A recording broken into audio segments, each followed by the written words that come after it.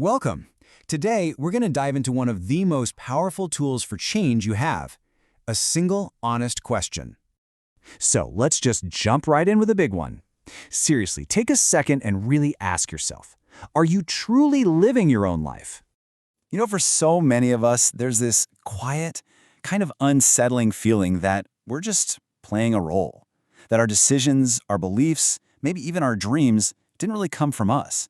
They came from what the world expects of us. It's almost like we're an actor in a play and we never even got to read the script. So how do we break free from that script? In this first section, we're going to unpack that feeling.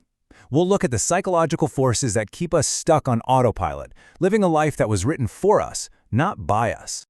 The psychologist Carl Jung had some brilliant ideas about this. He talked about two concepts you see here, the persona and the shadow. Think of the persona as the mask we wear for the world. It's the good employee, the perfect partner, the successful person on social media.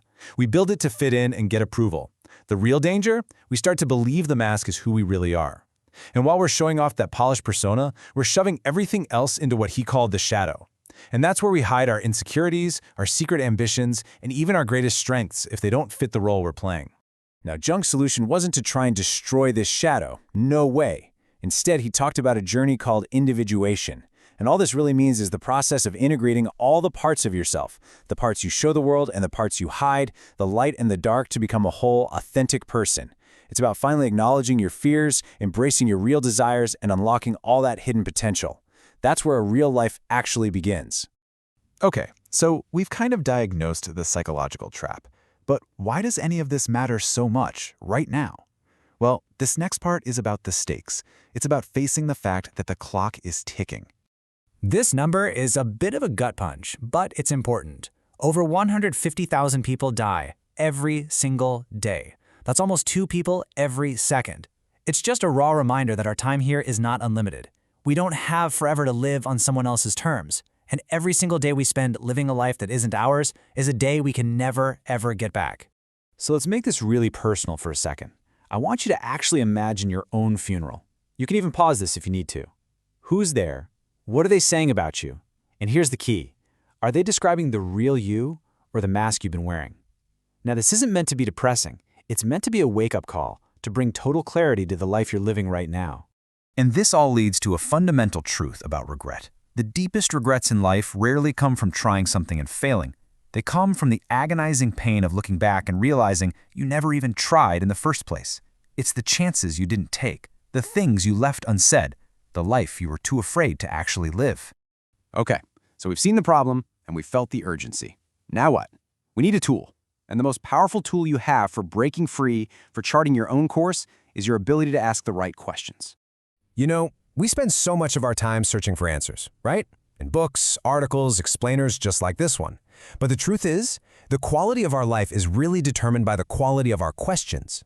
See, answers can give you information, but the right question, that gives you direction. One single, honest question can literally change everything. Here's a timeless one from the Stoic philosophers. The whole idea of Stoicism is basically learning to find peace by focusing only on what you can control. So before you waste a single ounce of energy worrying, just ask yourself this: is this in my control? Think about it. So much of our stress comes from obsessing over things we have zero influence on. What other people think, the traffic, the past. This question is like a filter. It helps you pour all your energy into what you can actually change: your actions, your thoughts, your choices. Here's another gem from the Stoic Seneca. I mean, if you don't know what you truly value, your core principles, how can you possibly make good decisions? To figure this out, think about the people you admire most. What do you admire about them? Think about the moments in your life when you felt truly alive. What were you doing? Knowing your core values makes it so much easier to say no to all the distractions and a confident yes to what actually moves you forward. All right, and now for what might be the most confrontational question of them all. I want you to take a deep breath and ask yourself this with total, brutal honesty. If nothing in my life changes, will I be okay with where I am in 5 years? This question is tough because it completely removes that false hope we all cling to, that little voice that says, oh, things will just magically get better on their own. This forces you to look at the path you're on right now and decide if you actually want to end up at that destination. Whew, okay. I know. Those are some heavy-duty questions, and asking them can honestly feel pretty overwhelming. It's so easy to get paralyzed by the feeling that you need to change your entire life all at once.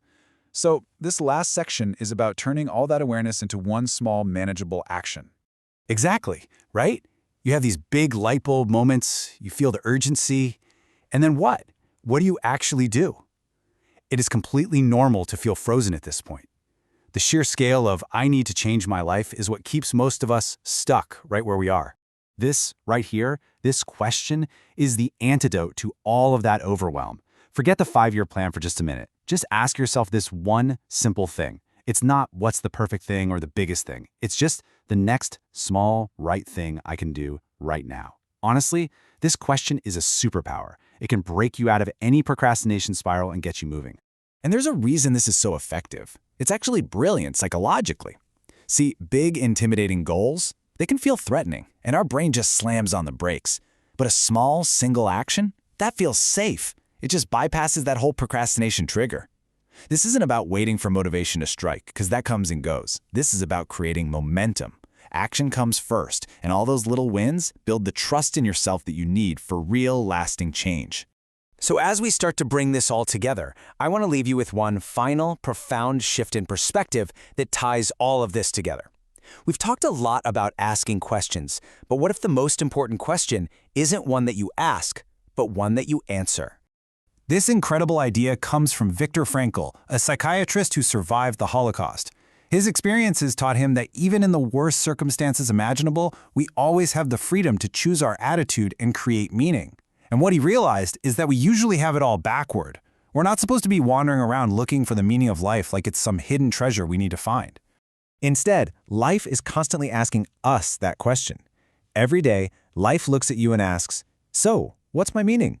And you provide the answer with how you choose to live.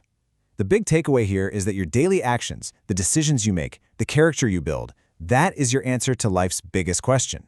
Meaning isn't something you find, it's something you forge every single day. So we end right back where we started, with a question. But this one's different.